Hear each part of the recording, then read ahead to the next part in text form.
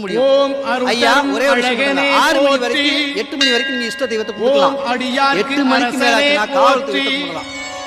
உச்சி பொழுது அதுல 8 மணில இருந்து 11 வரைக்கும் உச்சிகாலை பூஜை. சிவனுக்கு எந்த பண்டிகை எந்த வழிபாடு இருக்குங்க, உச்சிகாலை பூஜை. காவல் தெய்வமா இருக்கக்கூடிய ஒரு நாள்ல உச்சிகாலை பூஜை ராத்திரி சிவனோட அருள்பாவகம் காவல் தெய்வோட அருள்பாவகம் கிடைக்கும்.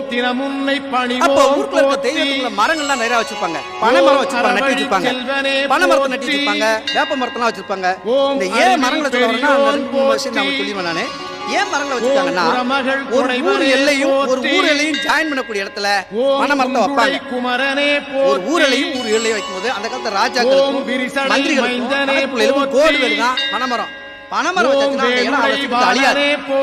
அங்க என்ன இருக்கு அழியாதுன்னு கேட்டீங்கன்னா ஆறு குளம் ஏரி இந்த இடத்துல அதை வைப்பாங்க. வச்சோன்னா பனைமரத்தை வச்சுட்டானா தூரத்துக்கு பனைமரமா எல்லை ஆரம்பம் அப்படின்னு சொல்லி கண்டுபிடிக்காக பனைமரத்தை வச்சாங்க.